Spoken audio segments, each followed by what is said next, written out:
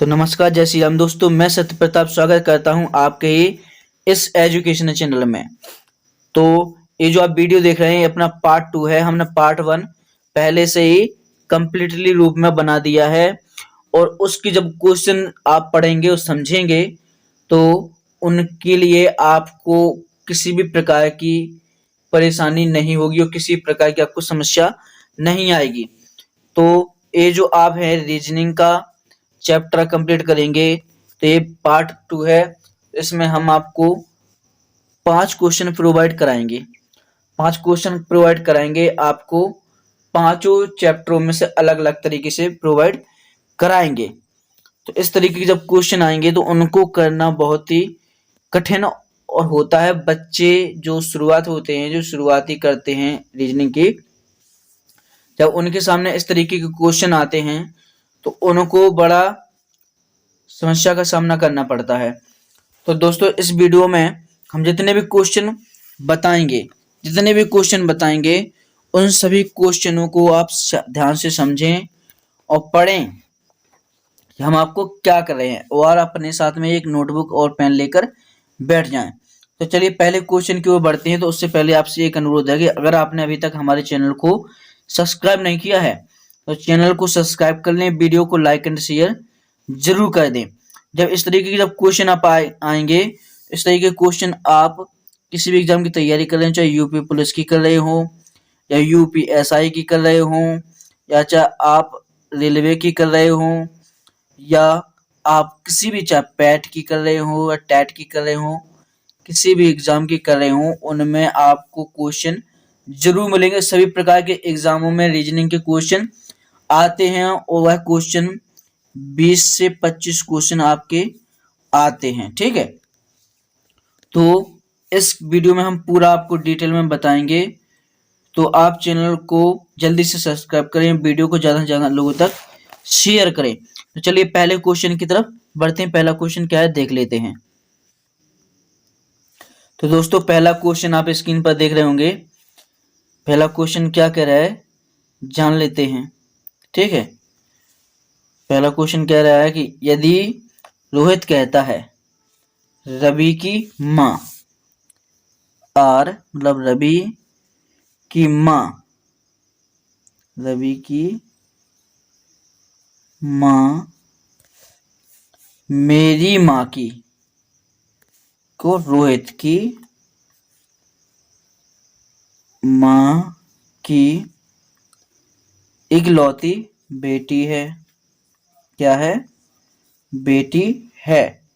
तो रोहित और रवि का क्या संबंध होगा? रोहित और रवि का क्या संबंध होगा? तो रवि की माँ रोहित की माँ की एक बेटी है। तो आप इसका जो आंसर होगा वो आप स्क्रीन पर या कमेंट बॉक्स में आकर बताइए। कमेंट बॉक्स में आकर बताइए तो आपको समझ में आ जाएगा। ठीक है, तो जल्दी से बताइए कि इसमें रवि का और रोहित का क्या संबंध बन रहा है। जल्दी से बताइए अगर आपको आ रहा है। ठीक है, तो हम बता दें कि जो रवि की माँ है, जो रोहित की माँ की इकलौती बेटी है। तो जो रवि की माँ, ठीक है, यहाँ पर लिखिए रोहित की माँ। तो ये किसकी बेटी है? रोहित की माँ की बेटी है रवि की माँ। इन दोनों का संबंध है किसका? मामा का, क्योंकि रोहित की माँ की बेटी क्या कहलाएगी? रोहित की बहन। और बहन का जो पुत्र होगा वो कहलाएगा भांजा। क्या कहलाएगा? भांजा। तो क्या संबंध आएगा? मामा वाला संबंध इस क्वेश्चन में बनेगा। तो अगर आपको ब्लड रिलेशन से कोई भी आपको पूरा चैप्टर चाहिए या पूरा भी हम आपको प्रोवाइड कराएंगे, लेकिन आपको कमेंट बॉक्स में लिखना पड़ेगा कि हमें ब्लड रिलेशन से जो संबंध में जो क्वेश्चन आएंगे उसका चैप्टर का पूरा हमें समझाइए। तो हम हर चैप्टर से आपको कम से कम 15 से 20 क्वेश्चन कंप्लीट करवाएंगे। और ब्लड रिलेशन मतलब संबंधित रक्त संबंधी क्वेश्चन है, इनको आप बढ़िया आसानी से अगर सीखना चाहते हैं तो हम आपके लिए एक वीडियो बना देंगे। लेकिन उस वीडियो को बनाने का मकसद है कि आपको कमेंट करना पड़ेगा, तभी हम बनाएंगे। ठीक है, तो ये पहला क्वेश्चन अपना कंप्लीट हो चुका है। चलिए दूसरा क्वेश्चन देख लेते हैं। इसमें दिया गया है, यदि सांकेतिक भाषा में मदर को इस रूप में लिखा जाता है तो उसी सांकेतिक भाषा में विराट को कैसे लिखा जाएगा। तो जब इस तरीके के जब क्वेश्चन आएंगे तो इन क्वेश्चनों में भी बच्चों को दिक्कत आती है कि समझ नहीं आ रहा कि इसको करना कैसे है, क्या करना है। तो जब इनको करने बैठते हैं बच्चे तो वो भूल जाते हैं, क्या करते हैं, भूल जाते हैं, तो वह बच्चे इनको कर नहीं पाते हैं। तो चलिए हम समझा देते हैं। देखिएगा यहाँ पर लिख लीजिए, पहले अपन मदर लिख लेते हैं। ठीक है, यहाँ पर लिखिएगा मदर। तो यहाँ पर एम का संबंध बनेगा ओ से, ओ से। फिर ओ का संबंध बनेगा एल से, टी का संबंध बनेगा वी से, ई का संबंध है जो एच से है।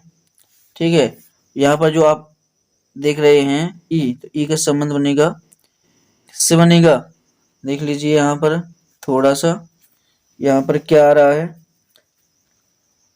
हमने 4 बता दिए हैं। तो इसमें हमें लगता है क्वेश्चन जो है थोड़ा सा डिस्टर्ब कर रहा है। डिस्टर्ब किस तरीके से कर रहा है, देखिएगा जो मदर्स है, सॉरी यहाँ पर एस करना था, क्या करना था, मदर्स।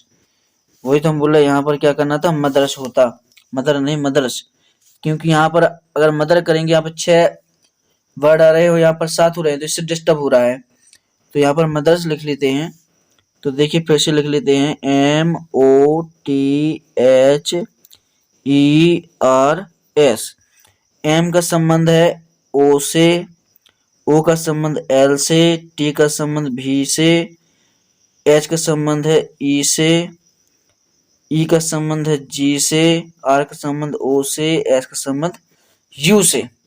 ठीक है, तो एम के बाद जो ओ है कितने नंबर पे आएगा, 2 नंबर पर। ये तो हो गया सीधे टाइप से।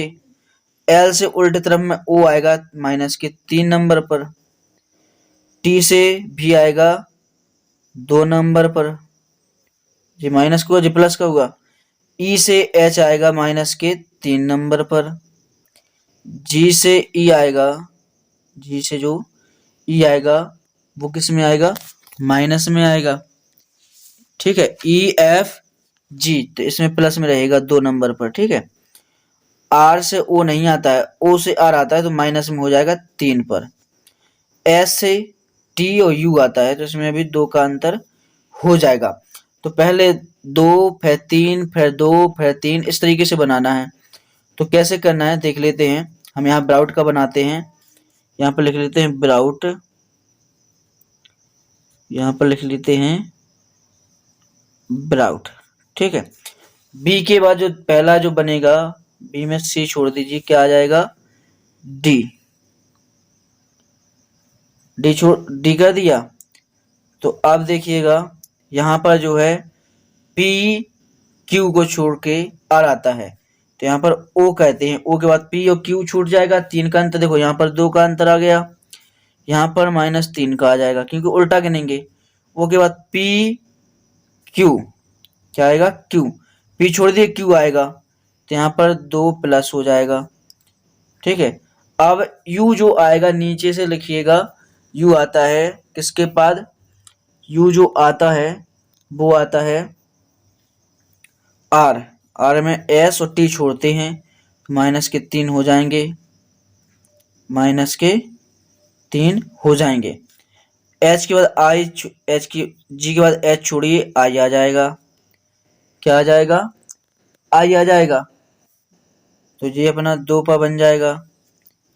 फिर एच जो आएगा एफ से आएगा, एफ से क्या आएगा, ई बनेगा। क्या बनेगा, ई। ई आएगा यहाँ पर, ई से अपन रखिएगा एफ जी, यहाँ पर 2 छूटे हैं तो यहाँ पर माइनस के 3, और टी के बाद यू छोड़ दीजिए, वी आ जाएगा। तो बनाइए डी ओ, डी ओ, यहाँ पर अभी डी ओ आ रहा है, यहाँ पर भी डी ओ, लेकिन यहाँ पर टी क्यू आ रहा है तो ये वाला नहीं बनेगा। यहाँ पर क्यू आर आ रहा है तो क्यू आर, क्यू भी आ रहा है तो ये भी अपना निकल गया। क्यू आर यहाँ पर भी आ रहा है। यहाँ पर आई, आई ई भी, यहाँ पे वी आई वी ई आई, यहाँ आई ई भी, तो अपना जो ऑप्शन बनेगा डी वाला बन जाएगा।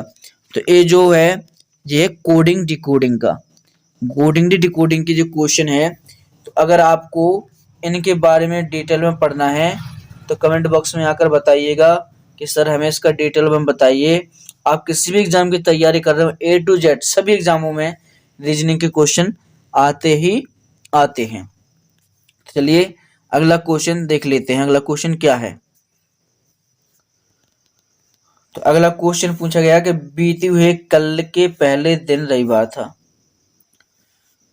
तो यहाँ पर बना लेते हैं, ठीक है, यहाँ से बना लेते हैं। एक लाठी खींच लेते हैं पहले तो इस तरीके से, यहाँ पर आज कर लेते हैं। ये है आज।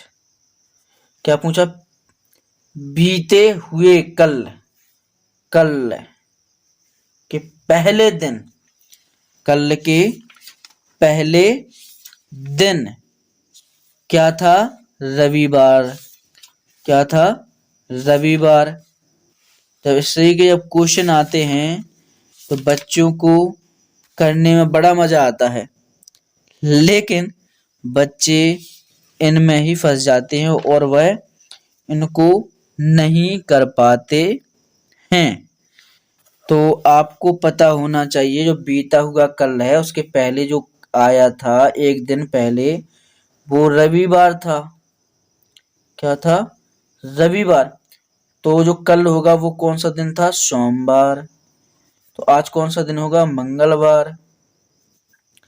तो आने वाले कल के बाद का दिन, आने वाले कल, कल मतलब सोमवार के बाद वाला दिन क्या होगा, सॉरी यहाँ पर है मंगलवार है, तो हम बता देंगे फिर से, मंगलवार के आने वाला दिन होगा बुधवार। क्या होगा, बुधवार। और बुधवार से आने वाला जो दिन होगा वो होगा गुरुवार। क्या हो जाएगा भाई, गुरुवार। इस तरीके से आपको करना है। तो इसका जो आंसर, सही आंसर होगा, तो सही आंसर क्या होगा, वो होगा गुरुवार, जिसको बृहस्पतिवार भी कहते हैं। तो ये है अपना घड़ी एवं कैलेंडर का क्वेश्चन। इनको आप करते हैं, समझते हैं, तो यह आपके लिए बहुत ही इम्पोर्टेंट क्वेश्चन हो सकता है, क्योंकि इस तरीके के क्वेश्चन हर एग्जाम में पूछे जाते हैं। तो दोस्तों हमने 3 क्वेश्चन कंप्लीट करवा दिए हैं। अब चौथे क्वेश्चन की तरफ बढ़ते हैं। चौथा क्वेश्चन क्या है देख लेते हैं। चौथा क्वेश्चन पूछा जा रहा है कि एक मैदान में कुछ बतख और बकरी हैं, कुल मिलाकर 77 सिर और 224 पैर हैं। तो बतखों की संख्या बतानी है। किसकी संख्या बतानी है, बतखों की संख्या बतानी है। तो जब इस तरीके के क्वेश्चन आपके एग्जाम में आते हैं तो आप कैसे करते हैं वो कमेंट बॉक्स में बताइए। और अगर आपको नहीं आता है तो हम पूरा डिटेल में बताएंगे। पहले आपको इन्हें बताना पड़ेगा, तभी आप इनको कर पाएंगे और समझ पाएंगे। तो बताइए इसका सही आंसर क्या होगा। आपके पास 5 से 10 सेकंड का समय होगा, तो जल्दी से बताइए इसका जो आंसर होगा वो क्या होगा। जल्दी से बताइए, जल्दी से।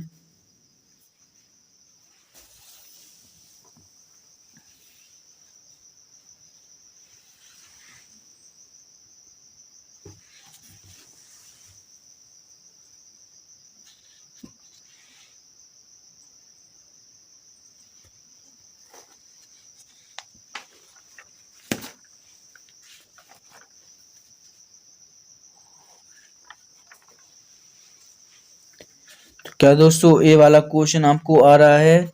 अगर नहीं आ रहा है तो पहले आप चैनल को सब्सक्राइब कर लीजिए, अगर आपने अभी तक नहीं किया है, तभी हम आपको समझाएंगे। ठीक है, तो जल्दी से आप चैनल को पहले सब्सक्राइब कर लें, क्योंकि जब हम करेंगे और यही अपना चौथा क्वेश्चन है। इसके बाद क्या है, इसके बाद जो क्वेश्चन है फिर पांचवा और आखिरी क्वेश्चन है, और आप आखिरी में वीडियो देखकर भाग जाएंगे और चैनल को सब्सक्राइब नहीं करेंगे। तो चलिए समझ लेते हैं। ठीक है, तो समझ लेते हैं इसको कैसे करना है। इसको करने के लिए आपको क्या करना है, यहाँ पर देख रहे हैं 77, यहाँ पर है 224, 77 224। तो अब देखिएगा 77 में से कैसा क्या करना है आपको समझना पड़ेगा। तो इसको अच्छे से समझ में आता है तो बताइएगा कि जो बतख होते हैं, बतख के 2 पैर होते हैं, जो बकरे होते हैं उनके 4 पैर होते हैं। ठीक है, 4 पैर होते हैं।